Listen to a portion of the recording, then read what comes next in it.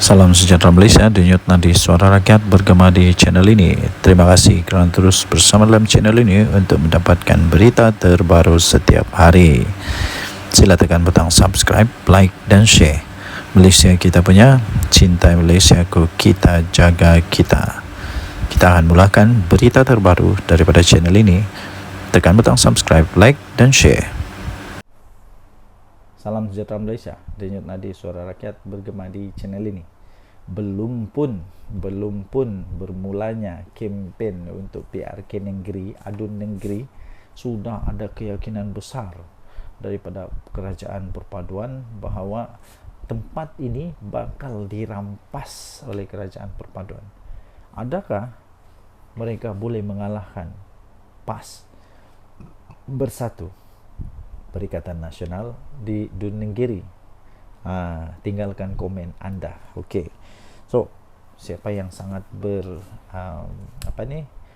sangat yakin bahawa PAS akan kalah atau Bersatu akan kalah di sana, tidak lain tidak bukan bekas orang besar PAS sendiri. Bekas orang besar PAS sendiri yang memang sudah tahu selok belok PAS macam mana, yang sudah tahu permainan politik PAS macam mana, akhirnya dia kata yakin kerusi Dun Nenggiri milik perpaduan. Ini dari harapandaily.com juga, bertarikh 22 Julai. Amanah yakin kerusi Dun Nenggiri milik perpaduan. Presiden Amanah Datuk Seri Muhammad Sabu optimis kerusi Dewan Undangan Negeri Dun Nenggiri mampu ditawan oleh kerajaan perpaduan. Saya tidak kisahlah siapa yang menang sebenarnya, tapi saya suka kalau kerajaan perpaduan menang. Kenapa?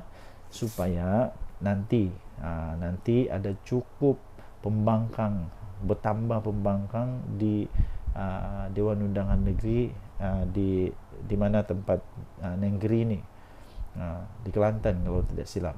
Kenapa? Supaya adalah semakin bagus, semakin padulah semak dan imbang untuk kerajaan Kelantan.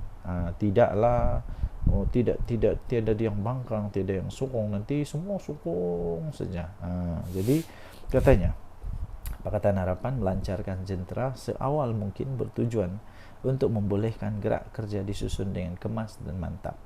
Dia kata, supaya apabila masuk tempoh berkempen nanti, kita dapat bergerak seiring dengan parti-parti komponen dalam kerajaan perpaduan bagi memastikan kemenangan.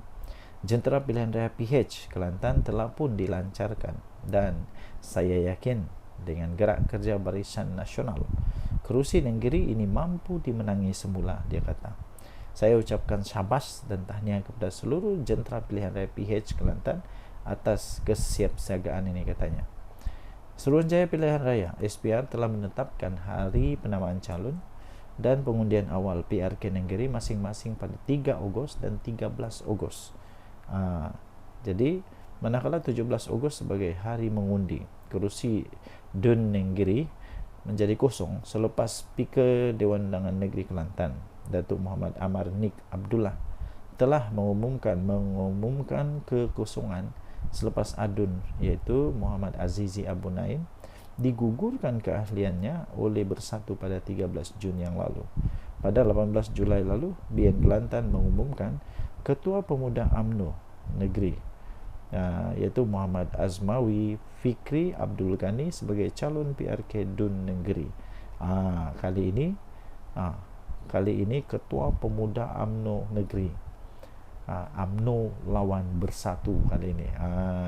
Tapi Bersatu entah aku pun tak tahu, tak faham juga kenapa Bersatu tak berani pakai lambang sendiri, kenapa Bersatu tak berani pakai lambang Perikatan Nasional, tapi pun mau pinjam juga lambang PAS. Takut kalah. Takkanlah takut kalah, kan Bersatu kuat. Buktikanlah tanpa terlalu terlalu berharap sangat dengan PAS pun boleh menang. Ini terpaksa pula pakai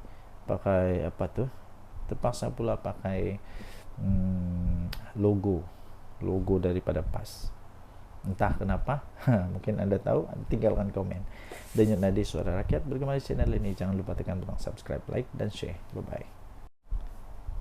Salam sejahtera Malaysia. Denyut Nadi Suara Rakyat bergema di channel ini. Ada juga kebenarannya bila kawan saya kata PAS ni pelik sikit. Kalau dia buat tidak salah. Kalau dia buat tidak salah, malah nanti dia akan keluarkan banyak dalil lah, banyak macam lah. Dia akan keluarkan dalilnya, dia akan buat macam-macam lah, ya, macam-macam. Tapi kalau orang lain buat, semuanya salah. Semua salah, tak ada yang betul kalau orang lain buat. Tapi kalau dia buat, mesti ada dalilnya. Anda setuju kah dengan kawan saya punya kata itu? Kadang-kadang ada benarnya. Termasuk satu ni lah. Waktu DAP bersama dengan PAS, okey je. Nama itu waktu itu kalau saya tidak silap nama dia Pakatan Rakyat. Waktu itu Pakatan Rakyat kalau saya tidak silap. Pernah juga di dalam pentas ceramah duduk sebelah Lim Kit Siang adalah Tok Guru Hadi Awang. Kalau tidak silap dialah kot. Kalau saya tidak silap lah. Kalau saya silap bagi tahu lah. Tapi tiada pula orang bising. Malah walaun semua waktu itu semua okey je. Okey je. Tapi ni ada satu ni. Tiba-tiba saja bila UMNO bersama dengan PAS, seolah-olah Malaysia ni bakal kiamat. Seolah-olah Malaysia ni bakal hancur lah, musnah lah, macam-macam lah. Tiada pula PAS DAP bising, tapi UMDAP semua bising. Ini ketua UMNO Labuan kasih tempelak dengan kau punya PAS. Jadi walaupun sekalian, apa pula kata anda? Kenapa dulu PAS bersama DAP okey je? Okey je. Tapi sekarang UMNO dan DAP tak boleh bersama. Ketua UMNO Labuan Muhammad Rafi Ali Hassan telah muncul, tampil menempelak golongan yang bising sangat dengan kerajaan UMNO DAP atau UMDAP dalam kerajaan paduan. Katanya keputusan menjalinkan kerjasama itu bukannya disebabkan anak murid mau mengikut cakap guru. Sebaliknya ia untuk menyelamatkan parti. Katanya keputusan kita bersama dengan kerajaan perpaduan bukan pada waktu zaman kami bersetuju kerana menghormati titah daripada di-Pertuan Agong dan untuk menyelamatkan negara yang tiada kerajaan. Kemudian dia kata, kita bergabung dengan DAP ini selepas pilihan raya umum, bukan sebelum pilihan raya. Betul atau tidak? Betul lah. Mana ada UMNO jadi geng kepada Pakatan Harapan, terutamanya DAP dalam pilihan raya? Tidak. Tapi hanya sanggup bekerjasama dengan DAP selepas Agong mengeluarkan titah. Jadi menghormati titah Agong dan untuk menyelamatkan kerajaan Malaysia supaya ada kerajaan memimpin. Jadi UMNO bersamalah dengan DAP. Dulu PAS bersama dengan DAP, kenapa? Apa alasannya pula? Tapi waktu PAS dan DAP bersama dengan DAP, adakah orang bising? Adakah pemuda UMNO bising? Soal beliau dalam satu video di TikTok UMNO Labuan. Muhammad Rafi turut mengimbas kembali tentang PAS dan DAP yang pernah duduk serumah. Duduk serumah satu ketika dulu. Itu bila? Tahun 2004. Mungkin sudah lupa, mungkin Tok Guru Hadi Awang sudah lupa, kesian dia.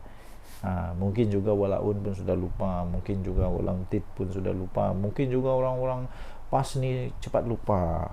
2004 sudah lama. Tahun 2004, 2008 PAS duduk satu rumah dengan DAP, tidur satu bantal, susun strategi mau kalahkan UMNO Barisan Nasional. Ada orang bising? Ada keluar perkataan PAS DAP? Tak ada. 2018 bersedap waktu bersatu dengan PAS, ada orang bising. UMDAP semua orang bising. Yang paling bising kita pula adalah UMNO yang paling bising daripada yang di luar. Yang paling bising kita pula dalam UMNO yang paling bising daripada orang di luar. Tempelak beliau lagi. Jadi tuan-tuan dan perempuan yang dihormati sekalian, itulah yang terjadi. Sila tinggalkan komen untuk mendapatkan berita atau cerita lengkap tentang ini, Anda boleh masuk di dalam harapandaily.com. 22 Julai tajuk dia, tiada pula PAS di AP, tapi UMDAP semua orang bising, tempelak Ketua UMNO Labuan. Kita jumpa lagi. Bye bye.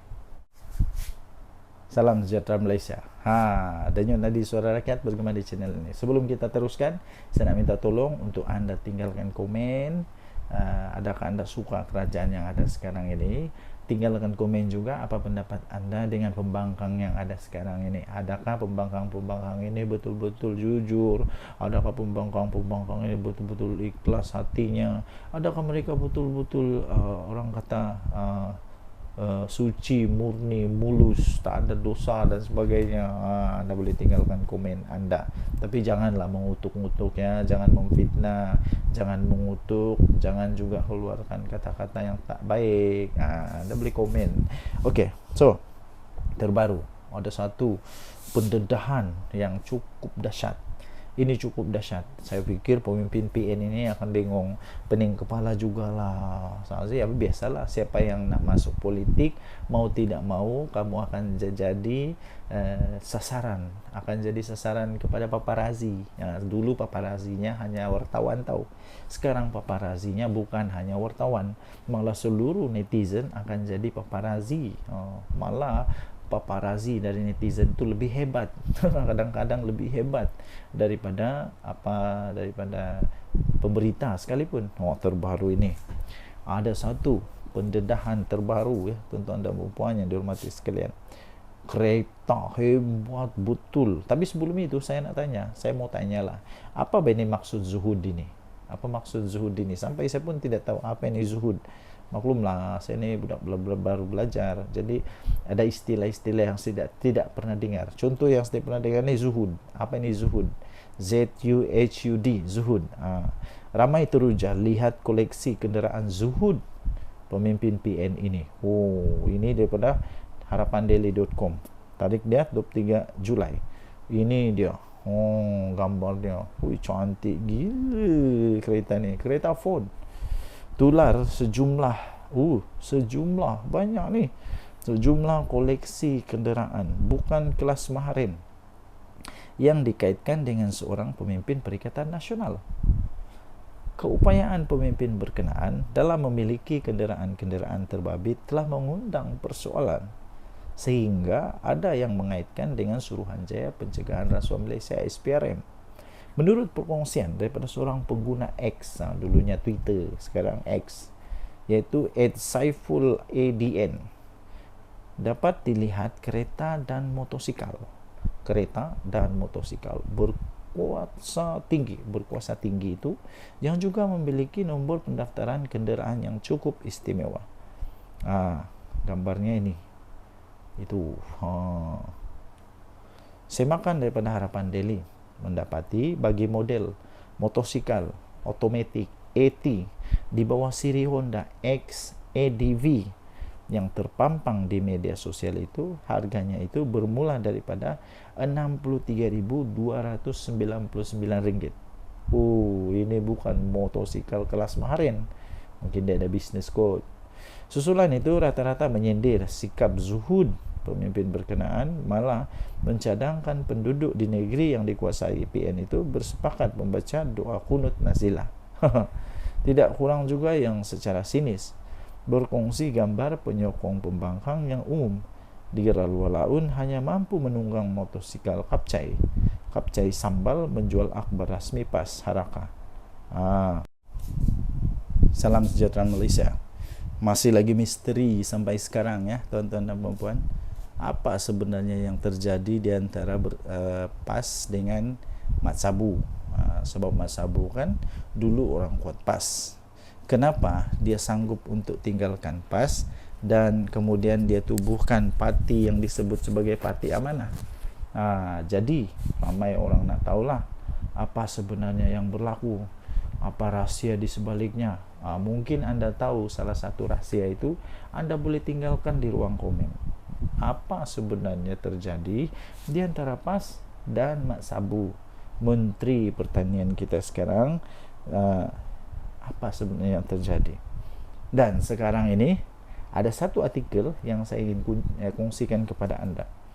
Tajuknya, Tinggalkan PAS dan Mewujudkan Amanah, Langkah Bijak Mat Sabu, 23 Julai 2024, oleh Akmal Manaf. Seorang TikTokers yang dikenali sebagai Abang Botak menyifatkan tindakan Presiden Amanah Datuk Seri Muhammad Sabu meninggalkan PAS pada satu ketika dahulu sebagai keputusan yang tepat lagi bijaksana. Ini kerana katanya pencapaian demi pencapaian yang telah ditunjukkan oleh Muhammad atau lebih dikenali sebagai Abang Mat dalam mengemudi kementeriannya, yaitu Kementerian Pertanian dan Keterjaminan Makanan KPKM. Kata TikTok itu memang berbaloi guys. Satu keputusan besar yang diambil oleh Abang Mat satu ketika dulu untuk meninggalkan Parti PAS dan mewujudkan Parti Amanah adalah keputusan yang amat bijak dan tepat sekali. Adakah Anda setuju dengan kalimat itu? Jika Anda setuju, Anda tinggalkan komen. Bagus jugalah. Abang Mat yang menjadi Menteri Pertanian dan Keterjaminan Makanan pada hari ini telah pun menampakkan hasil yang cukup baik dan memberi manfaat kepada seluruh rakyat Malaysia ketika kita memerlukan seorang pemimpin yang telus dan bekerja kuat. Jadi harap-harap lepas ni Mat Sabu dapatlah ISO 14001 Bukan setakat orang Semenanjung saja. Mendapat manfaat daripada inisiatif KPKM ini, malahan rakyat Sabah turut mendapat limpahan dan merasa manfaat tersebut. Puji lelaki itu kepada Muhammad. Betul tak betul? Saya rasa betul. Saya orang Sabah, saya pun sendiri nampak bagaimana orang-orang petani-petani di Sabah mendapat manfaat daripada inisiatif-inisiatif kementerian daripada Mat Sabu. Memang terbaik. Malah dalam video yang sama, lelaki itu juga turut menyebut tentang gerak kerja daripada Muhammad yang juga adalah ahli parlimen dari Kota Raja itu. Katanya hari ini YB Mat Sabu menyatakan begitu optimis untuk mendapatkan dana tambahan bagi menambah baik sistem pengairan di jelapang padi di mana? Di Kota Belud, di Sabah tau. Di mana akan mencapai sasaran 10 tan pengeluaran padi, yang mana berlaku sekarang peningkatan 2 hingga 4 tan per hektar per musim. Dengan dana tambahan itu dapatlah diperluaskan lagi program SBB Smart Sawah. Ini yang telah terbukti hasilnya yang begitu memberansangkan. Ini kita pujilah Abang Mat kerana berani meninggalkan Parti PAS suatu ketika dulu dan hari ini dapat menabur bakti dan memberi manfaat kepada semua rakyat Malaysia. Steady Abang Mat, salut, kata lelaki itu sebelum mengakhiri videonya. Saya setuju. Antara banyak-banyak yang saya setuju, ini saya setuju. Kerana apa? Di Sabah sendiri kita boleh nampak ni semua orang di Sabah, terutama di tempat saya, sedang sibuk dengan mengurus padi, mengurus insentif, mengurus macam-macam urusan. Kenapa? Adalah adanya bantuan-bantuan yang sangat baik daripada kerajaan.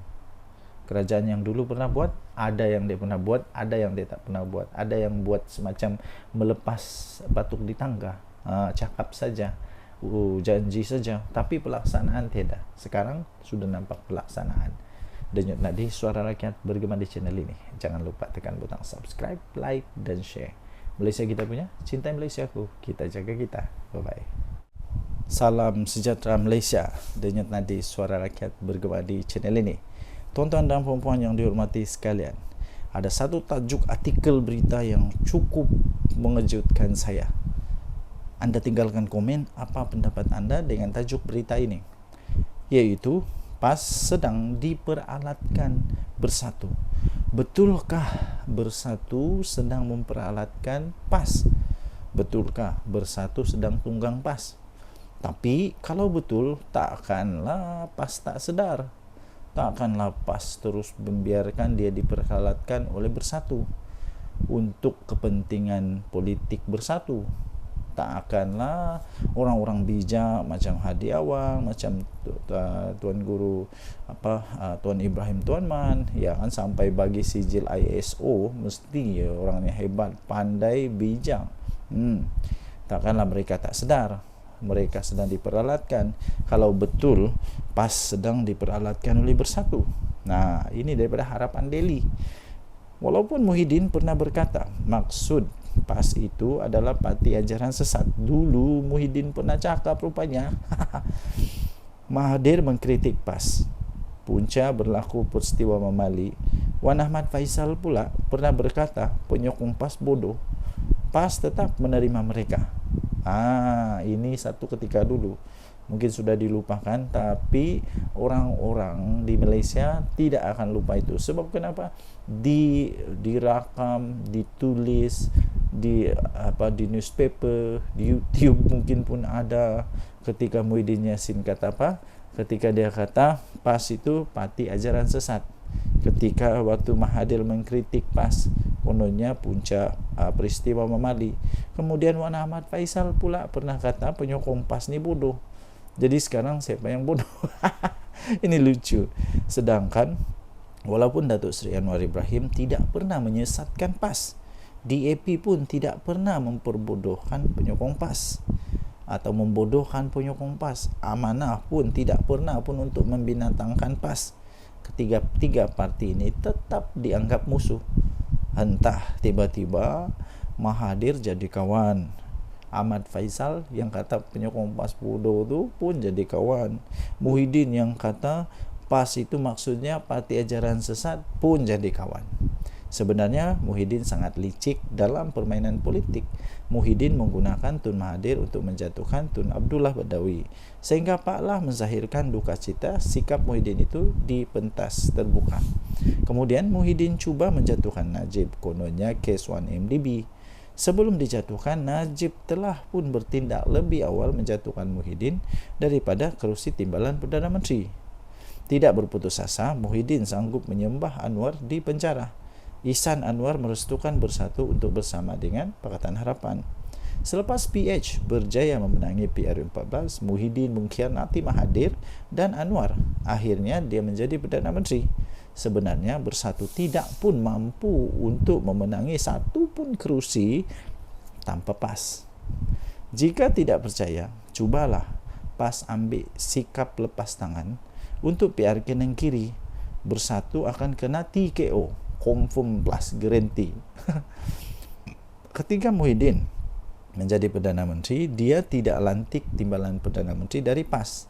Malah Muhyiddin tidak pun mempercayai ulama PAS untuk memegang portfolio Menteri Agama. Mungkin Muhyiddin masih yakin kenyataannya bahawa PAS ini bermakna parti ajaran sesat. Tapi bila dah jadi kerajaan, Bersatu pula yang banyak bolot jawatan penting dalam kabinet. Manakala PAS hanya diberi jawatan berportfolio rendah dan jawatan pengerusi GLC saja. Bahkan semasa Muhyiddin Yassin jadi Perdana Menteri pun, dia lantik Ismail Sabri dari UMNO sebagai TPM. Sedangkan UMNO bukannya sebahagian daripada Perikatan Nasional. Mengapa tidak dilantik calon daripada PAS? Dan berbagai skandal mahkamah memimpin pemimpin-pemimpin daripada Bersatu, dari presiden hingga naib presiden mereka yang melibatkan anak dan menantu, dilihat PAS menjadi tukang cuci dosa-dosa tersebut.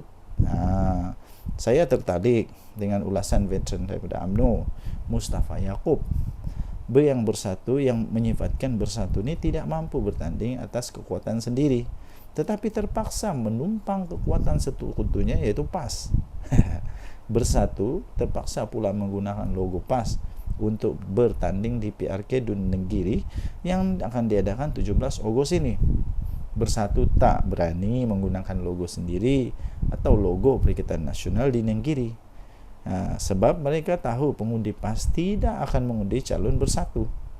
PAS dan PN hanyalah kuda tunggangan Bersatu, di mana mereka digunakan untuk menggerakkan jentera bagi pihak Bersatu.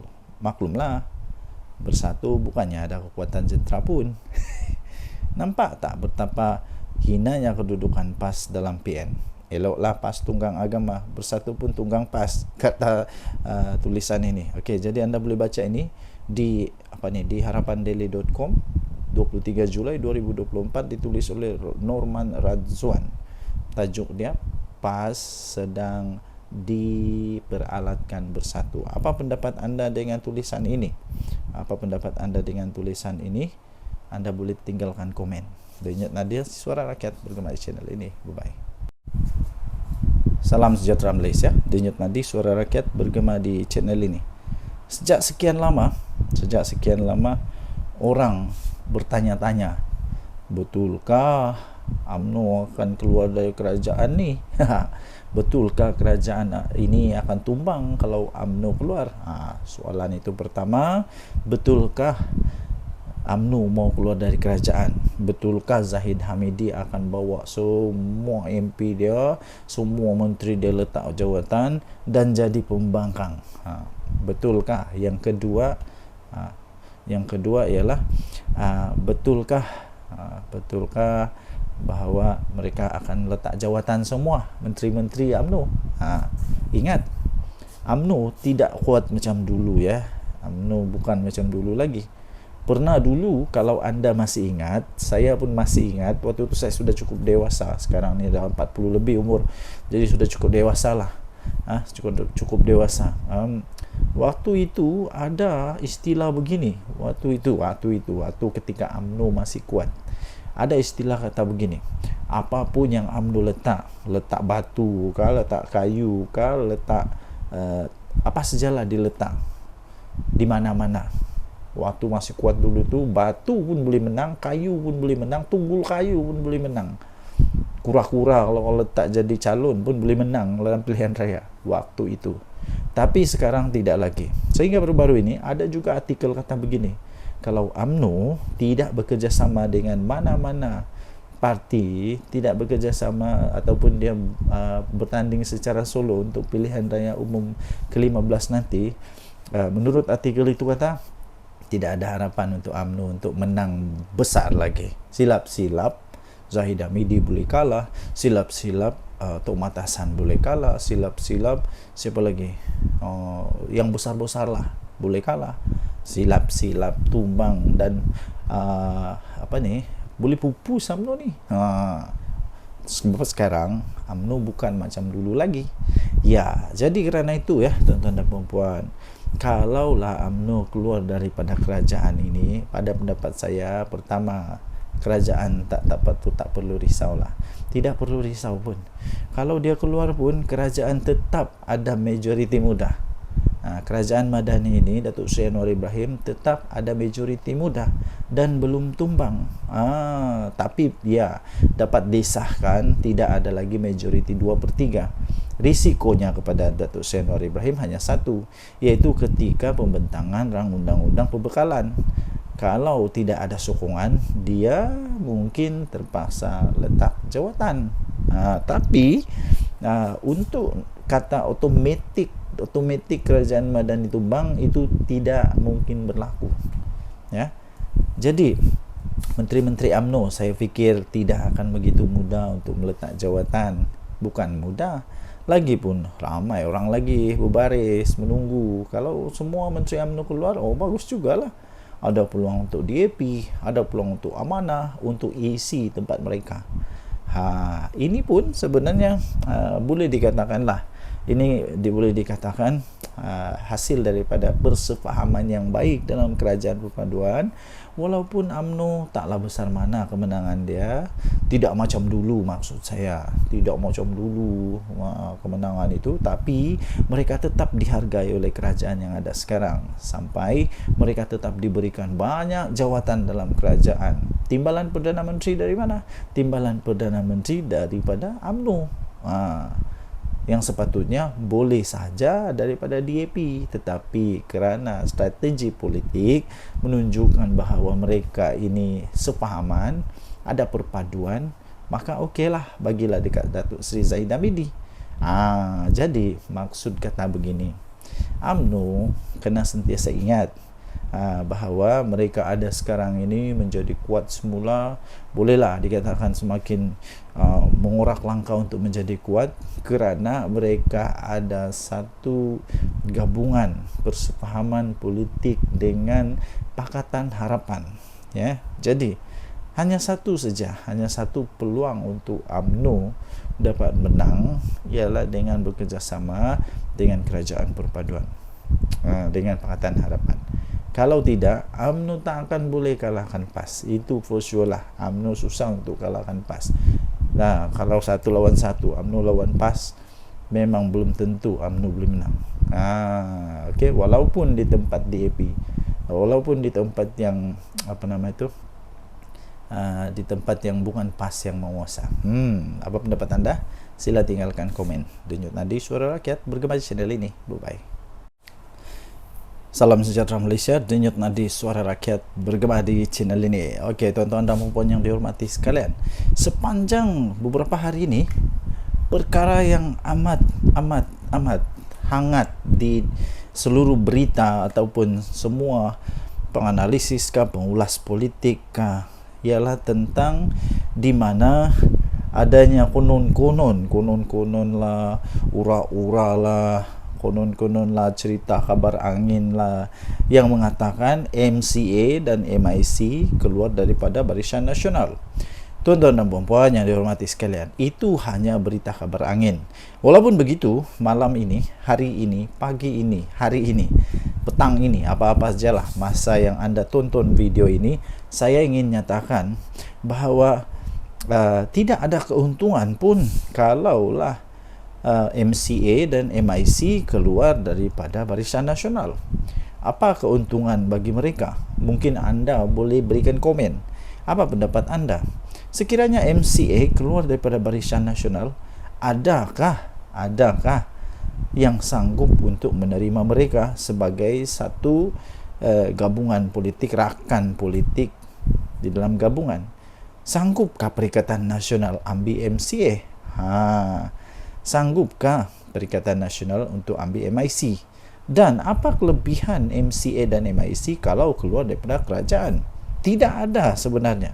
Jadi tidak ada apa-apa gunanya untuk Barisan Nasional, kerugiankah, keuntungankah kalau MCA dan MIC keluar daripada Barisan Nasional? Kerugian tidak pada UMNO, tidak juga kepada kerajaan ini, kerana MIC dan MCA mereka hanya ada berapa kerusi dalam parlimen. Tidak pun sampai 5 kerusi dalam parlimen. Hanya berapa saja, MIC berapa kerusi dalam parlimen. Tidak akan menggugat apa-apa.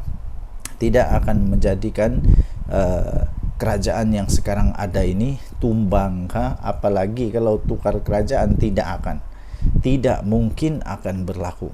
Walaupun sebenarnya secara faktanya pun, andai kata Barisan Nasional semua keluar daripada kerajaan pun, kerajaan Madani ini tidak akan tumbang pun, tetap akan kekal menjadi kerajaan sekurang-kurangnya sampai pada PRU 16 nanti. Tuan-tuan dan puan yang dihormati sekalian, jika begitu, apa sebenarnya sebab untuk Barisan Nasional kehilangan MCA dan MIC? Tidak ada apa-apa sebab pun. Lainlah kalau kita cakap tentang UMNO, mungkin mereka kecewa tentang Najib Razak, mungkin mereka kecewa tentang banyak perkara-perkara yang mungkin saja. Tapi untuk MIC dan MCA tidak ada apa-apa isu pun yang mereka boleh timbulkan. Mereka malah perlu bersyukur, berterima kasih kepada kerajaan ini, kerana walaupun jumlah mereka yang sedikit macam tu pun, tapi tetap dianggap amat penting oleh kerajaan Madani ini. Jadi tuan-tuan dan puan yang dihormati sekalian, pada pendapat saya, ini pendapat saja ya. Semua orang ada pendapat masing-masing. Anda boleh bantah, Anda boleh bangkang pendapat yang saya utarakan ini, terpulang kepada anda. Sekiranya MIC dan MCA nak keluar, kalau pendapat saya, UMNO tak payah nak tergeh-geh pun, untuk pujuk MCA atau MIC ni. Biar pergi kat mereka lah. Mereka nak pergi bergabung dengan PAS kah, nak bergabung dengan Bersatu kah, terpulanglah. Mau buat pergabungan baru. Kalau sekarang ini ada Perikatan Nasional, mungkin selepas ini ada Perikatan Paling Nasional. Tak kisahlah. Yang penting pada pendapat saya, kalau mereka nak keluar, biar pergi kat depa. Biar pergi kat depa. Mungkin mereka suka untuk jadi pembangkang, dipersilakan. Tapi setakat ini semua itu hanya kabar angin. Dan kalau mereka keluar pun tiada apa-apa pun kerosakan kepada kerajaan ini. Jadi apa pendapat anda? Sila tinggalkan komen anda. Sekiranya MCA dan MIC mau keluar, apa pendapat anda? Betulkah mereka mau keluar? Mungkin anda ada sumber yang lain yang mengatakan mereka mau keluar. Tapi pada pendapat saya, tidak akanlah mereka keluar untuk setakat ini, kerana tidak ada apa-apa keuntungan pun. Dan saya fikir UMNO tidak akan tergugat pun. UMNO tidak pun rasa kecil hati kalau mereka keluar. Tinggalkan komen, tekan butang subscribe, denyut nadi Suara Rakyat bergema di channel ini. Bye-bye. Salam sejahtera Malaysia, denyut nadi Suara Rakyat bergema di channel ini. Okey, tuan-tuan dan puan yang dihormati sekalian, sepanjang beberapa hari ini, perkara yang amat hangat di seluruh berita ataupun semua penganalisis pengulas politik ialah tentang di mana adanya konon-konon lah, ura-ura lah, konon lah, cerita kabar angin lah yang mengatakan MCA dan MIC keluar daripada Barisan Nasional. Tuan-tuan dan puan-puan yang dihormati sekalian, itu hanya berita kabar angin. Walaupun begitu, malam ini, hari ini, pagi ini, hari ini, petang ini, apa-apa sajalah masa yang anda tonton video ini, saya ingin nyatakan bahawa tidak ada keuntungan pun kalaulah MCA dan MIC keluar daripada Barisan Nasional. Apa keuntungan bagi mereka? Mungkin anda boleh berikan komen. Apa pendapat anda? Sekiranya MCA keluar daripada Barisan Nasional, adakah yang sanggup untuk menerima mereka sebagai satu gabungan politik, rakan politik di dalam gabungan? Sanggupkah Perikatan Nasional ambil MCA? Sanggupkah Perikatan Nasional untuk ambil MIC? Dan apa kelebihan MCA dan MIC kalau keluar daripada kerajaan? Tidak ada sebenarnya. Jadi tidak ada apa-apa gunanya untuk Barisan Nasional, kerugiankah, keuntungankah kalau MCA dan MIC keluar daripada Barisan Nasional? Kerugian tidak pada UMNO, tidak juga kepada kerajaan ini, kerana MIC dan MCA mereka hanya ada berapa kerusi dalam parlimen. Tidak pun sampai 5 kerusi dalam parlimen. Hanya berapa saja, MIC berapa kerusi dalam parlimen. Tidak akan menggugat apa-apa, tidak akan menjadikan kerajaan yang sekarang ada ini tumbang, apalagi kalau tukar kerajaan, tidak mungkin akan berlaku. Walaupun sebenarnya secara faktanya pun, andai kata Barisan Nasional semua keluar daripada kerajaan pun, kerajaan Madani ini tidak akan tumbang pun, tetap akan kekal menjadi kerajaan sekurang-kurangnya sampai pada PRU 16 nanti. Tuan-tuan dan puan yang dihormati sekalian, jika begitu, apa sebenarnya sebab untuk Barisan Nasional kehilangan MCA dan MIC? Tidak ada apa-apa sebab pun. Lainlah kalau kita cakap tentang UMNO, mungkin mereka kecewa tentang Najib Razak, mungkin mereka kecewa tentang banyak perkara-perkara yang mungkin saja. Tapi untuk MIC dan MCA tidak ada apa-apa isu pun yang mereka boleh timbulkan. Mereka malah perlu bersyukur, berterima kasih kepada kerajaan ini, kerana walaupun jumlah mereka yang sedikit macam tu pun, tapi tetap dianggap amat penting oleh kerajaan Madani ini. Jadi tuan-tuan dan puan yang dihormati sekalian, pada pendapat saya, pada pendapat ini, pendapat saja ya, semua orang ada pendapat masing-masing. Anda boleh bantah, Anda boleh bangkang pendapat yang saya utarakan ini, terpulang kepada anda. Sekiranya MIC dan MCA nak keluar, kalau pendapat saya, UMNO tak payah nak tergeh-geh pun, untuk pujuk MCA atau MIC ni. Biar pergi kat depa lah. Depa nak pergi bergabung dengan PAS kah, nak bergabung dengan bersatu kah, terpulanglah, mau buat penggabungan baru. Kalau sekarang ini ada Perikatan Nasional, mungkin selepas ini ada Perikatan Paling Nasional. Tak kisahlah. Yang penting pada pendapat saya, kalau mereka nak keluar, biar pergi kat depa. Mungkin mereka suka untuk jadi pembangkang, dipersilakan. Tapi setakat ini semua itu hanya kabar angin. Dan kalau mereka keluar pun tiada apa-apa pun kerosakan kepada kerajaan ini. Jadi apa pendapat anda? Sila tinggalkan komen anda. Sekiranya MCA dan MIC mau keluar, apa pendapat anda? Betulkah mereka mau keluar? Mungkin anda ada sumber yang lain yang mengatakan mereka mau keluar. Tapi pada pendapat saya, tidak akanlah mereka keluar untuk setakat ini, kerana tidak ada apa-apa keuntungan pun. Dan saya fikir UMNO tidak akan tergugat pun. UMNO tidak pun rasa kecil hati kalau mereka keluar. Tinggalkan komen, tekan butang subscribe, denyut nadi Suara Rakyat bergema di channel ini. Bye-bye.